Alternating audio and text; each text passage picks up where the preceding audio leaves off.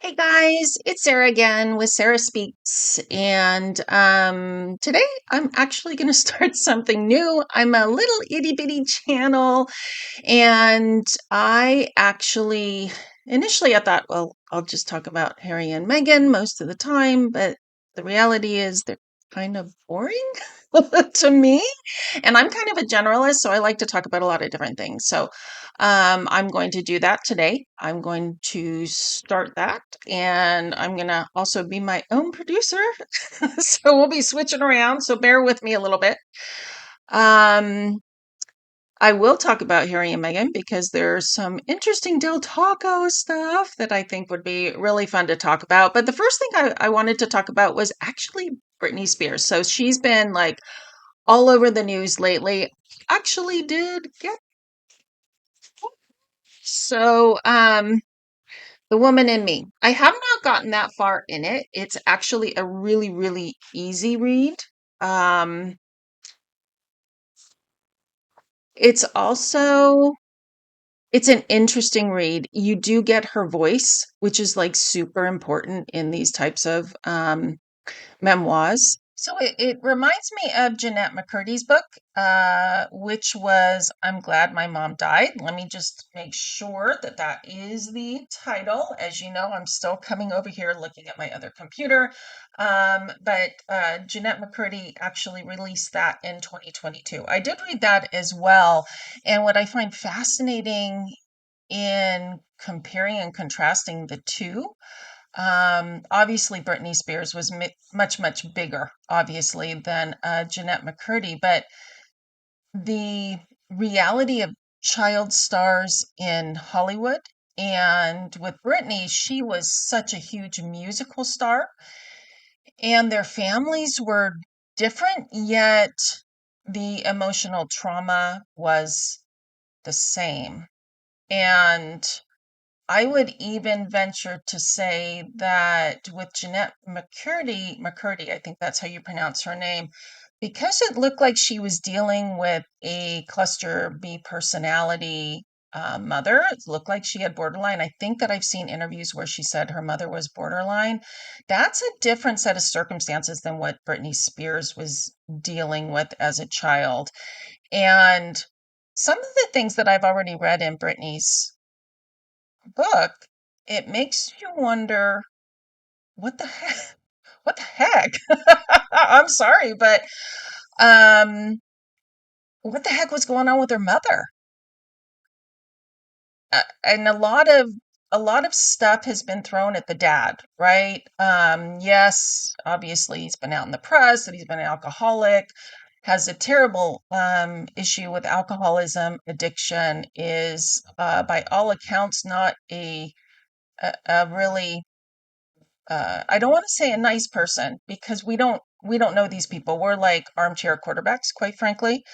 And the interior workings of families are so unique and complicated that I don't think that I mean, we just can't know what's going on. And actually, sometimes people in the families don't even know what's going on either. I mean, I go back to Jeanette McCurdy, and she didn't even realize until probably it sounded like from her book, her late teens, early 20s, that there was something definitely wrong with the way that she was raised, which is actually early for people who are raised by cluster B personalities. A lot of times, borderline personality children of borderline personality disorder people, they don't figure it out until there's in their 50s, if they ever figure it out at all. So totally different set of circumstances. But with Britney Spears family, it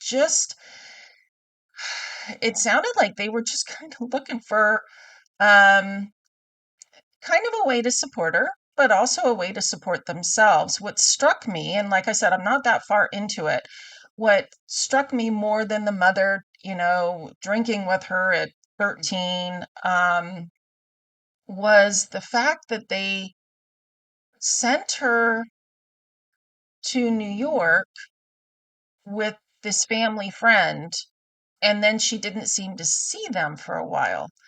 And an article that I read that actually referenced The Crossroads, the movie that she was in, The Crossroads. I believe it was the director, said that when she heard about the Conservancy, she was really shocked because when she worked with Britney just a few years earlier, Britney was very much in charge. So something happened, right? We know that something happened, and we know that the father is not a likable character. And from where we are, we look at it as a story, in all honesty. And he's the villain, but is he really? So I wanted to show you an article that I found. It just came out today, actually. Let me get to the right one. And here we go. I know this is TMZ. So, which, you know, you got to take TMZ with a grain of salt, but these are some things that I found were interesting that I think we have to think about when we're hearing these stories and casting people in different roles, actually villain, a hero, this and that and the other thing. Now, like I said earlier, I'm not saying that Britney Spears' dad was all that and a bag of chips. What happens sometimes when you have children that are having mental issues or may actually have mental illness, there's no help. In all honesty, in California, especially, I was really surprised they were able to even get her into the conservatorship because in California, if you don't agree to go into a conservatorship or you don't agree to be treated, especially for mental health issues, they can't make you. And if you've ever been in a situation or had friends that you are close with that have been in situations where they have mentally ill family members and loved ones, to sit by and feel powerless to do anything to help them is really a horrible situation. Now, I'm not saying that that's happened with Britney Spears. We don't know what her challenges were as far as mental illness or just mental issues. Maybe she had postpartum depression. There's all sorts of stuff. She was going through a lot at the time. But it's really interesting to me in this TMZ article. So I'm going to just click back to that. You know, you get this idea with Britney Spears' lawyer that he did do a really good thing and that he was able to get her out of the conservatorship. But I think she did a lot of that herself by actually speaking out. She found her voice, which for any woman especially is super important. But it was further down here that I thought it was interesting. Britney Spears' lawyer did not want to settle with Jamie Spears over services due. Essentially, that's what it was. It was the cost for services rendered within the conservatorship, is my understanding. I could be wrong. Please correct me in the comments. But this is what I find is interesting. So that was actually, I think, yeah, 2021, 2022. So now, Rosengart wants to settle with Jamie Spears. So there is definitely something that's in the legal paperwork, something that is giving Britney Spears' lawyer pause that is making him go, oh, I want to settle instead of taking this to court. And at the bottom of this article, so Weingart, who is representing, I believe, Jamie Spears, says Rosengart, who's Britney Spears' attorney, has been fighting turning over documents because it will be embarrassing to him personally and devastating to his client's allegations. And this is where I wanted to just point this out. When you are dealing with multiple different versions of a story, you have the truth somewhere in between everybody else's story. And this is not to say that, Britney was treated well, because she wasn't. I always got the impression, even from when she was young and she had first burst out on the scene, she just loved to dance. She loved to sing. She was a really sweet, kind-hearted girl, which actually and she's a woman now, but as a young teenager, and this actually really comes across in the book, that she just is so kind-hearted and sweet. And she really just wanted someone to love her for her, which is kind of what we all want, and take care of her and watch out for her and enjoy her for her own self. And she didn't get that from her family. She didn't get that from her father, but I don't think the father is the villain particularly. I think it's the mother. I think the mother used her daughter terribly and used her to write books, used her to get a new house, used her in ways that most of us are not thinking of using our children, you know. And yes, within families, you look at the D'Amelio family, they work together. You can tell. I mean, the father was successful, the mother obviously successful in her own right, the girls are successful, young women are successful, but you can tell they are a very close-knit, open family, that they have open dialogue, that nobody is latching on to anybody else to get anywhere. And that is not the impression I ever got with the Spears family at all. Definitely a lot of issues there, but I think that the mother in particular has been given a bit of a pass in all of this. And I also did want to mention, too, with respect to Jamie Lynn Spears. So she was brought up very differently than Britney. She was 9 years younger. That's like another child. And I will refer back to Meghan Markle and Samantha Markle. They were actually separate families. So I can almost see, yes, it's not accurate for Meghan Markle to say that she was an only child. It is accurate for her in her experience to say she felt like an only child. Now, did that give her the right to attack her sister and tell lies about her sister? No, not at all. And I actually don't see Britney Spears doing that with Jamie Lynn Spears. She's expressing her experience with her sister, and I always get the impression with Britney Spears, she always wants to reconcile with her family. She always wants to reconcile with her sister, her mother, probably not her dad, but from what we're seeing today, especially since Britney's attorney wants to settle now for that monies that he was contesting before for Britney, there's another side to the story, and possibly they may be in the family, maybe in their own weird way, the father anyway, who I know is cast as the villain. I know this is a super controversial opinion that I'm giving out, but I think in his own weird way, he was trying to protect Britney. Did he do it the right way? No. You don't ever say to somebody, I own you. I am Britney Spears. That is taking away someone's autonomy. That's taking away someone's way of being.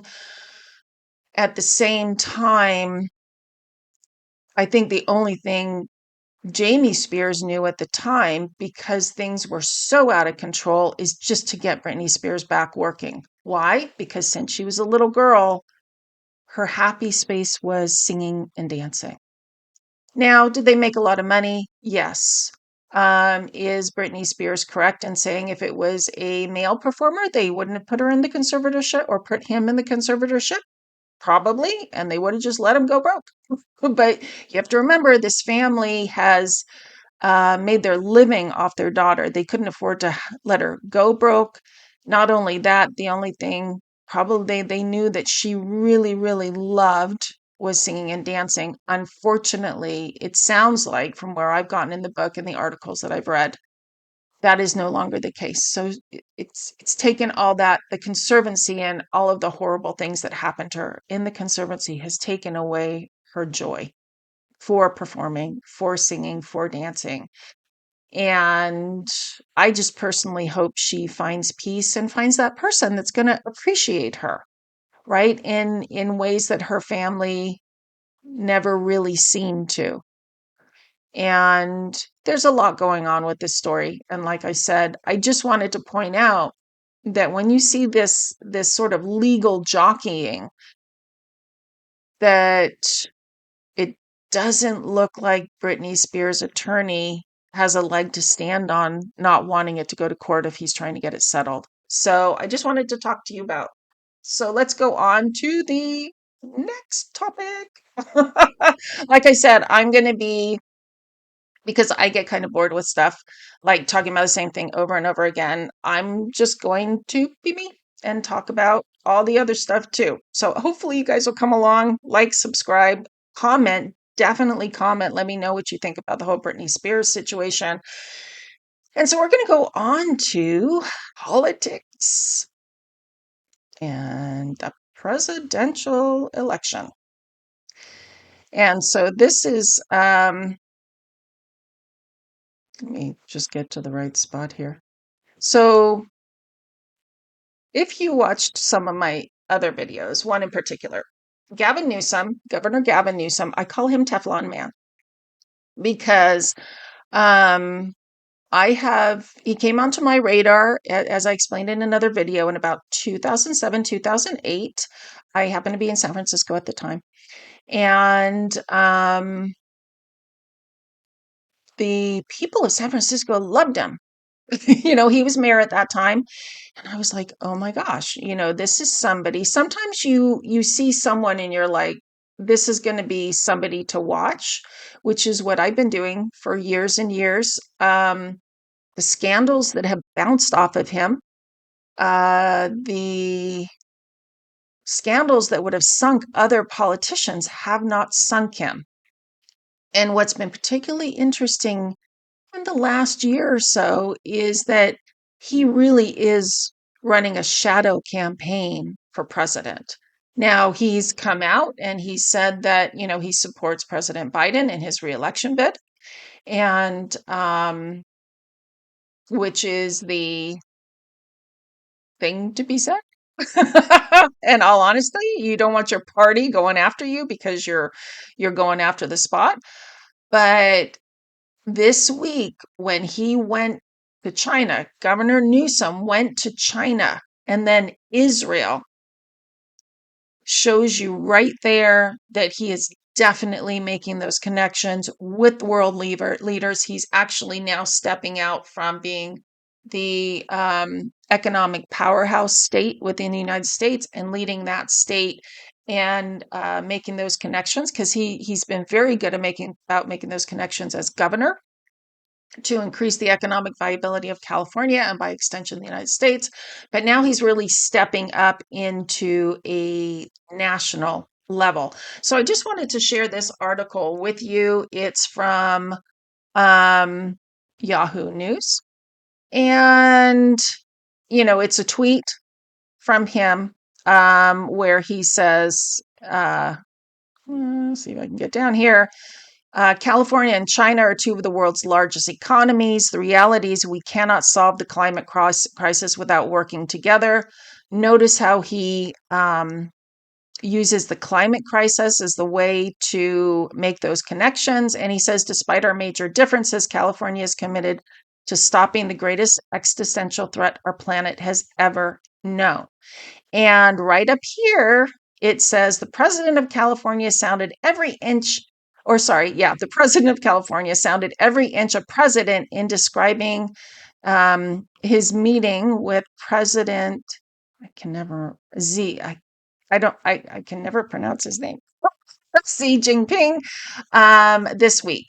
And if this is not a presidential bid, I don't know what is. And then obviously him going from China to Israel, and he met with Netanyahu. So he met with president of China, and then he met with Netanyahu, Benjamin Netanyahu, of Israel.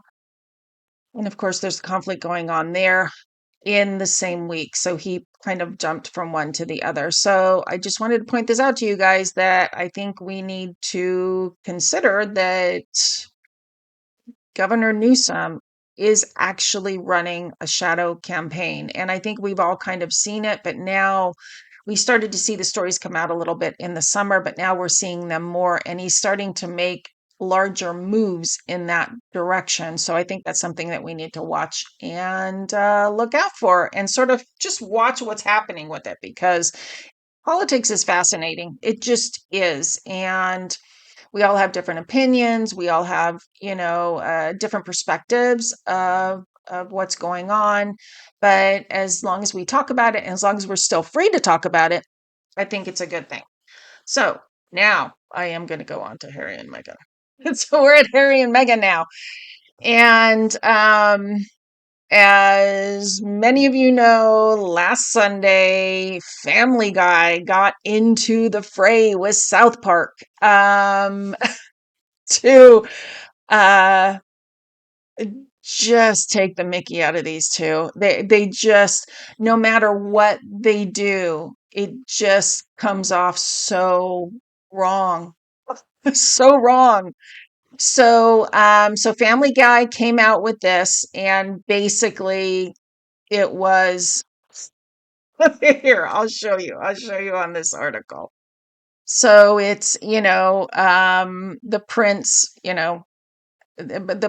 Prince Harry and Meghan sitting on a on a chaise lounges, who knows where, be on their many vacations because we know that they took seven, ostensibly seven trips from the end of September to the big end of October, I think it was seven planes, seven. And most of them were private planes. So we don't know where this is. The Family Guy has said this, but I think it's pretty funny.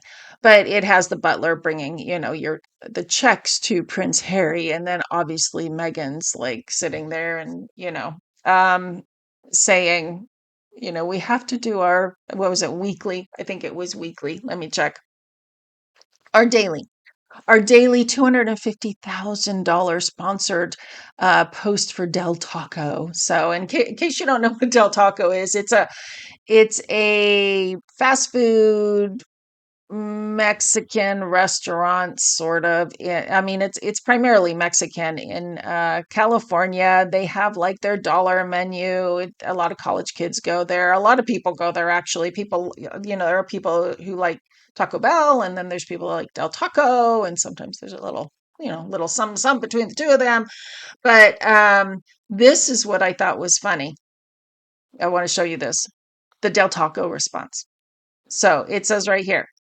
So Del Taco, in response, went on X and said, Harry and Meghan, we are still waiting for your post to go up today, please.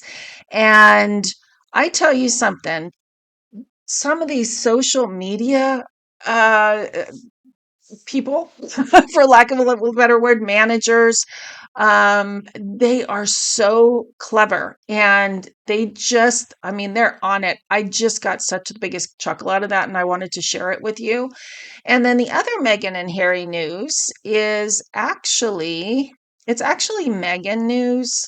And it's going back to all these rumors that we're hearing about possibly Meghan or Harry being in discussions with Amazon's Audible for another podcast or some sort of audio based programming. Now, we all know what happened with Spotify. That did not go well. There is no way that they got paid out what their contract was delineated for, even though I've never seen the contract. They 12 episodes in 3 years, 12 podcasts in 3 years, 2 or 3 years.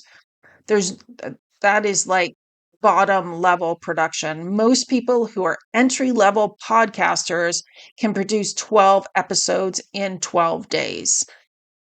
That anyway, we're not even go there. And not even the fact that, one of their executive directors called them effing grifters, which actually would be like a really cool name for a podcast, right? So, which actually when you think about it, to look at grifters through history and have a podcast telling their stories. So cool. So if one of you that tickles your fancy, let me know. And I would love to hear a podcast about that. But what I thought was really funny about this. So let's just take a look at the article. So the title is Meghan Markle thrilled as she nears multi-million dollar or make it or break it deal report. So there's Britney again.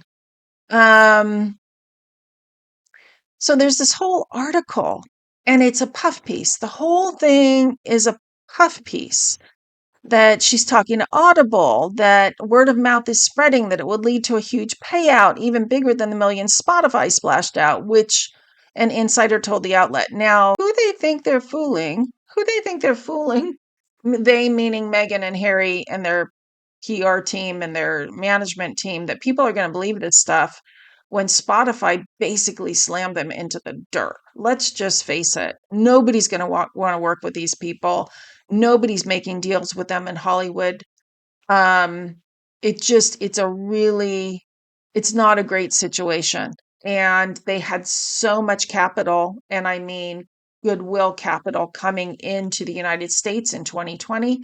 And for them to have flittered that away from their own behavior and their own decisions in the last 3 years is just phenomenally jaw dropping. Let me put it that way.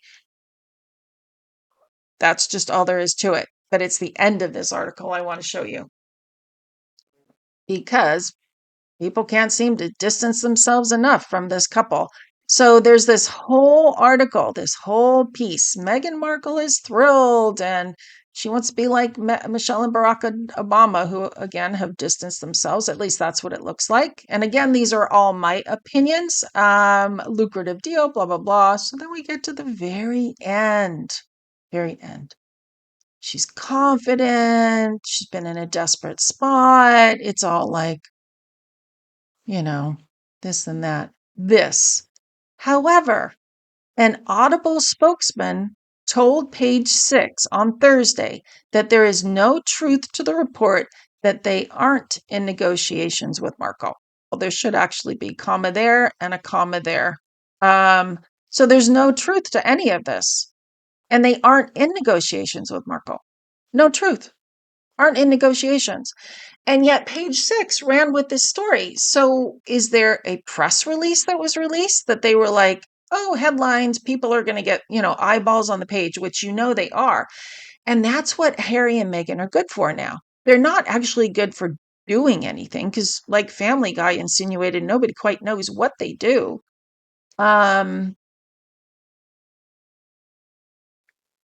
Except get eyeballs on pages. For the media that they hate or seemingly hate, they make a lot of money for them because they're sending out PR stuff. They're sending out puff pieces. And then at the end of the puff pieces, the companies that they're making these deals with can't wait. I mean, they cannot wait to negate doing business with this couple. So would Audible normally even talk to Page Six? Would Dior even normally come out and make a statement that there's, a few months ago that there was no truth to conversations with Meghan Markle and her agents about being the face of Dior? I mean, you're actually having companies come out and they're responding to the media, journalists who are making the phone calls, and distancing themselves, saying there's no truth to any of this. And I find this absolutely fascinating. At this point, it looks like the only people that Meghan and Harry are making money for are the media. So I'll leave you with that. And I'll be back in a couple of days with a few more stories that have caught my eye.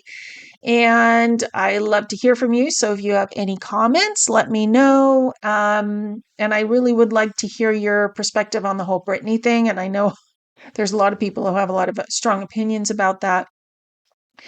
And so like, subscribe, and I will see you again the next time. Bye-bye.